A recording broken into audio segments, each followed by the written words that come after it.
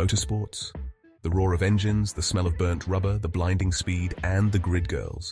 Wait, what? Yes, amidst the testosterone and tire changes, these women add a dash of glamour and a whole lot of spectacle. Imagine a sea of fireproof jumpsuits and then, bam! Beautiful women holding up numbers, adding a touch of elegance. And let's be honest, a whole lot of look at that to the starting grid. But their presence is more than just decorative. These women are part of a tradition as old as racing itself. A tradition steeped in history and, dare I say, a hint of controversy.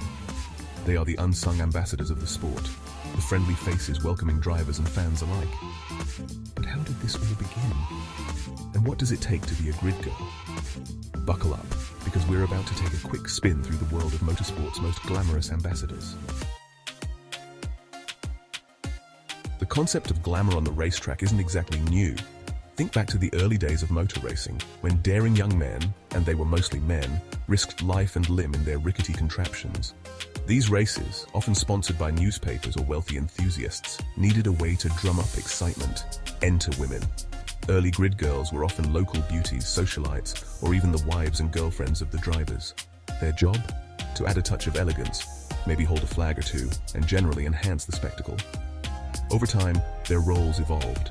They became more visible, their outfits more streamlined. Goodbye, flapper dresses, hello, jumpsuits. And with the rise of mass media, they became synonymous with the glamour and excitement of motorsports. So you think you have what it takes to be a grid girl? It's not just about looking good in a fire-resistant jumpsuit, although that helps. These women are the face of the sport, representing sponsors and interacting with fans. Being photogenic is a must, as is a sunny disposition, even when surrounded by hot engines and hotter tempers. The selection process is rigorous. Think model casting calls, but with more knowledge of engine oil and tire pressure. Candidates are often judged on their poise, communication skills, and knowledge of the sport. After all, they're not just holding signs.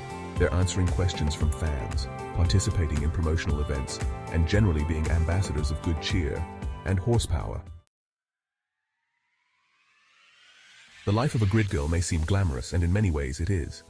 They get up close and personal with the action, rub shoulders with drivers and celebrities, and travel to some of the most exciting cities in the world. But it's not all champagne wishes and caviar dreams. Though there is probably some of that. The work can be demanding, requiring long hours on their feet, often in extreme weather conditions. The pay can vary greatly, depending on the event and the sponsors, ranging from a few $100s a day to significantly more for top-tier races and experienced models. The role of grid girls in motorsports has been the subject of much debate. Some see them as outdated symbols of a bygone era, while others view them as an integral part of the sport's tradition and spectacle. Regardless of where you stand on the issue, there's no denying that these women have left their mark on the world of motorsports. They've added a touch of glamour to a sport often dominated by grease and grit. They've been the smiling faces that greeted drivers and fans alike, and they've played a vital role in promoting sponsors and enhancing the overall fan experience. Love them or criticize them, grid girls have secured their place in the fast-paced, adrenaline-fueled world of motorsports.